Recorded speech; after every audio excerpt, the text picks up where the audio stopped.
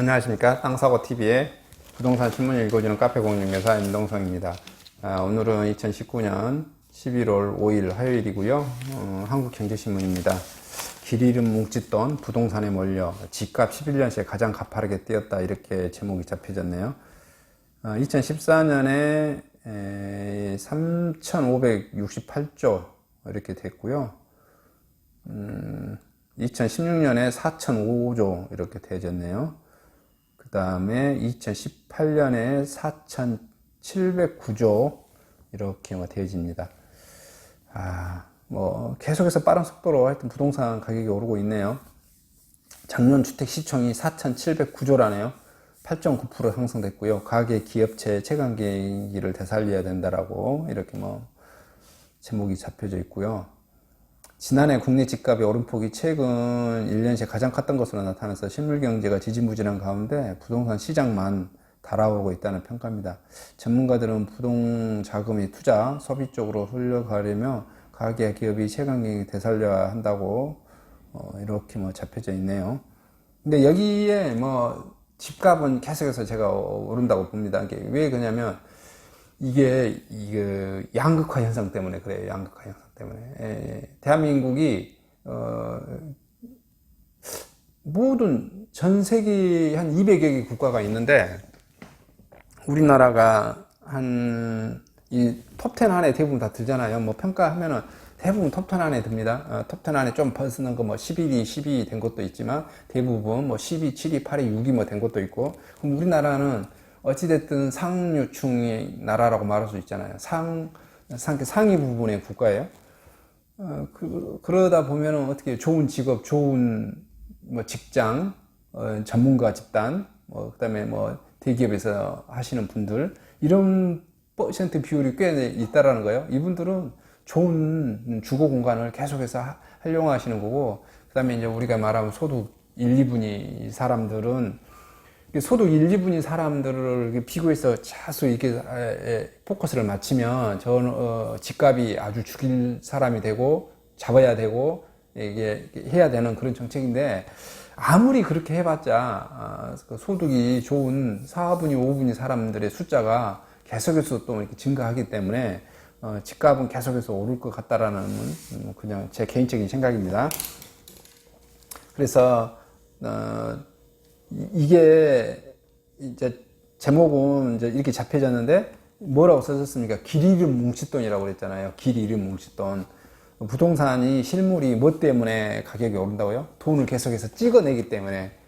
2014년에 더 찍어낸 돈, 2015년에 찍어낸 돈, 2016년에 찍어낸 돈, 그 다음에 또 뭐가 있어요? 정부가 환율 때문에 계속해서 환율을 상호 맞추기 위해서 계속 1달러당 1,000원 기준을 맞춰줘야 우리나라 기업체가 장사를 잘할 거 아니에요. 해외에 나가서 장사를 많이 해서 우리나라 돈을 벌을 거니까 거기에 맞추기 위해서 계속해서 한국 돈을 찍어내야 1달러당 1,000원대 유지를 계속해서 맞출 거 아니에요.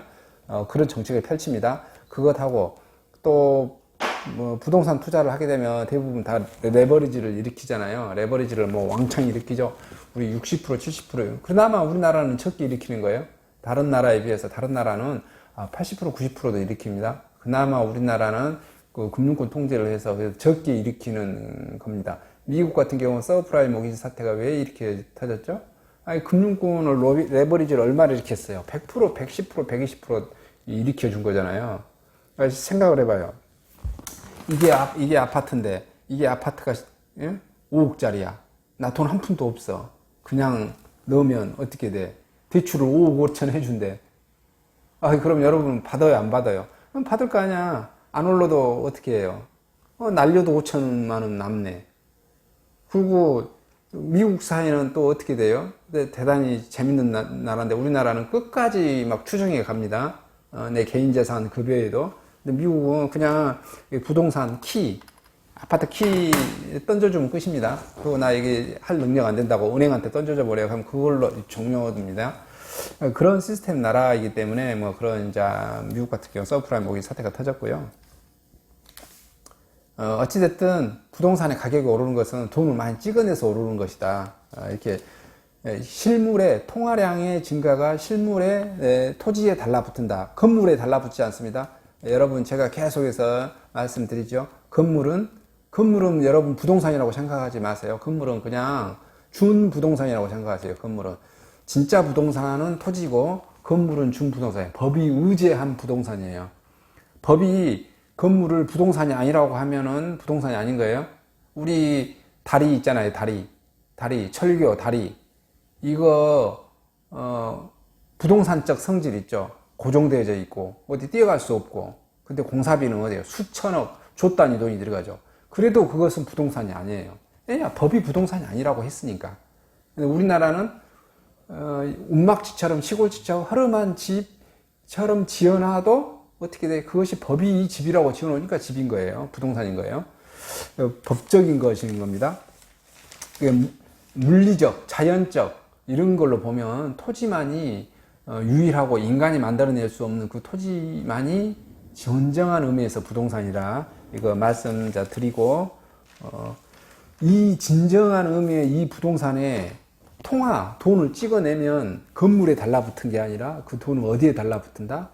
그렇죠. 토지에 달라붙습니다. 그 토지 위치에 따라서 돈이 많이 달라붙고 적게 달라붙습니다. 예를 들어서 생각해 보세요. 명동이나 강남이나 예를 들어서 상무지구나 예를 들어서 수안지구나 이렇게 혁신도시에 있는 땅에 돈이 달라붙겠습니까? 아니면 저희 집 뒷산에 있는 뭐 사자산 정상에 돈이 달라붙겠습니까? 돈이 달라붙을 땅에 어디 섬에 있는 산에 돈이 달라붙겠어요?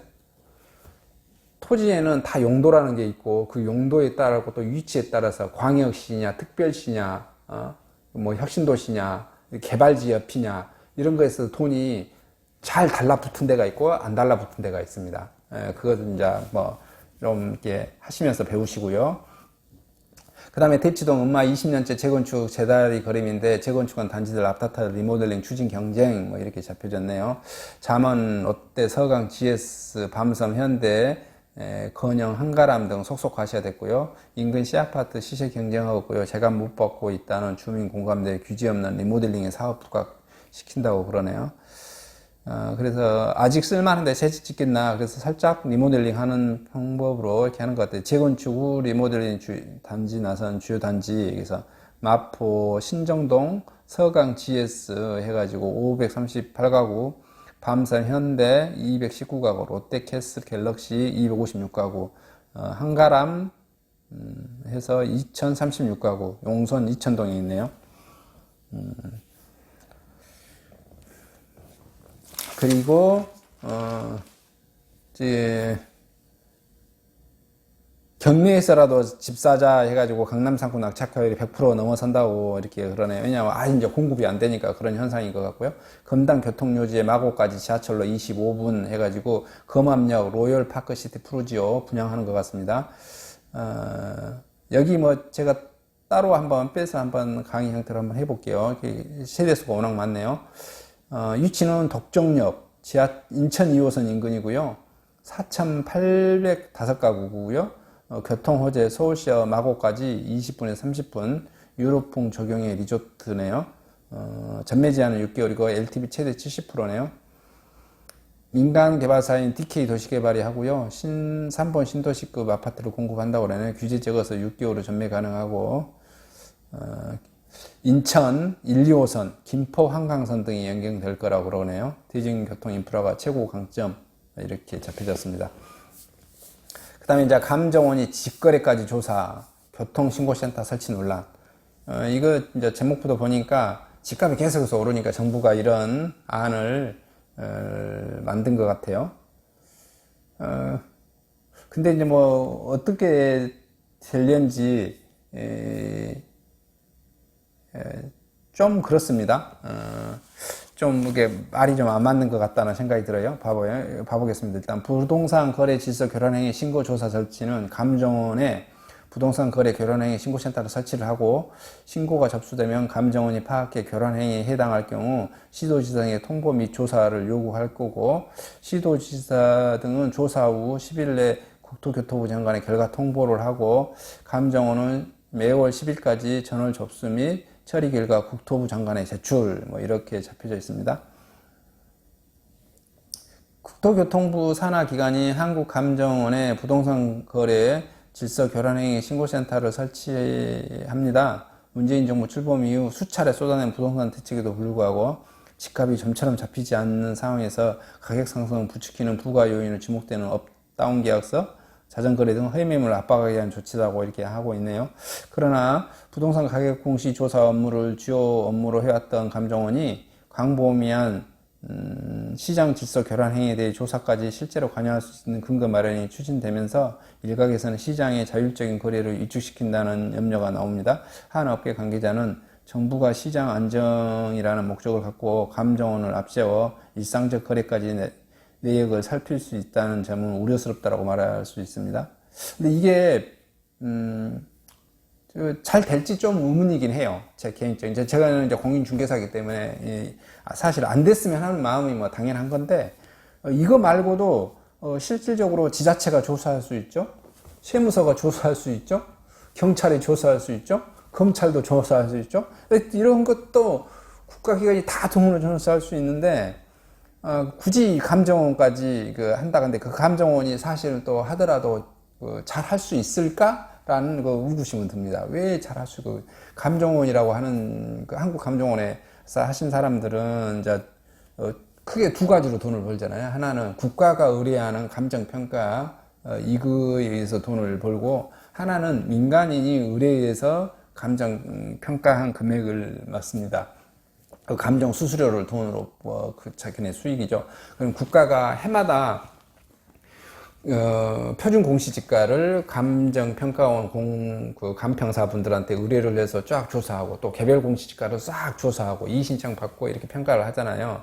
이렇게 해서 그 감평사들의 수입원이 가장 많습니다. 그거 외에 감평사들은 또 어떻게 하는 거예요? 은행에서 대출하면 대출을 했을 때 은행에서 대출하기 전에 이게 부동산 가격이 얼마쯤 된가?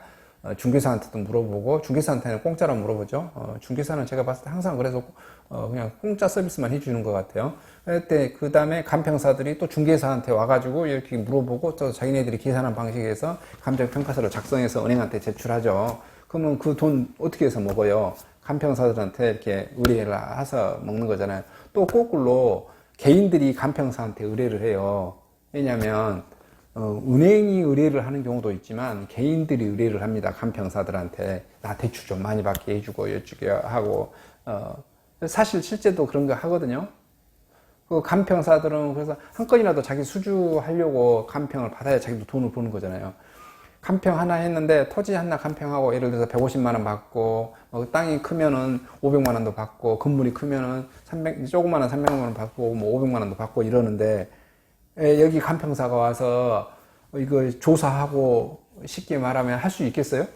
제가 보기에는 그나마 예를 들어서 제가는 나주혁신도시에서 제가 이렇게 공인중개사를 하잖아요. 그러면 제가 하는 거리에 대해서 나주시 공무원은 가서 공권력을 동원해서 조사를 할 수 있어요. 나주시 세무서는 나한테 와서 조사를 할 수 있고, 나주 경찰서는 신고가 들어오면 조사를 할 수 있어. 근데 그 감정 평가는 나를 조사할 수 있을까요? 저는 조사를 잘못할 수 있을 것 같아요. 조사 오더라도 또 유야무야 될 것 같다는 그런 거. 그래서 실무 경험을 모르는 또 이게 공무원 분께서 한국감정원에다가 이런 것을 의뢰를 해서 조사할 수 있는, 또 이제 다시 지자체한테 조사할 수 있게 이제 할 수 있는 그런 걸 만들겠다고 하는데, 이게 잘 될지 좀 의문입니다. 하여튼 이제 정부 입장에는, 정부의 마음은 이해는 돼요. 어떻게든지 집값을 잡고 싶은데 집값을 못 잡게 하니까, 못 잡으니까. 근데 제가 봤을 때 이제 저는 이제 시장주의자라고 생각합니다. 시장주의자 입장에서는 그냥 간단해요. 집값 잡는 방법은 그냥 아파트를 공급하게 내주면 됩니다. 재개발, 재건축하게 해주면 되고, 안 해주게 해주니까 집값이 공급이 안 된다고 생각하기 때문에 서울에서 아파트 집은 어떻게 됩니까? 지금 규제가 가장 심한 데가 어디예요? 규제가 대한민국 서울이잖아요. 근데 대한민국 서울만 아파트 가격이 제일 많이 오르고 있잖아요. 지방 중소도시는 오른가요? 안 오른가요? 안 오르죠. 이유는 뭐겠어요? 지방 중소도시도 오르긴 올라요. 근데 조금씩 오르죠. 이유는 그냥 물가 상승률을 반영해서 오르는 거예요. 근데 거기는 공급이 자유스러워요.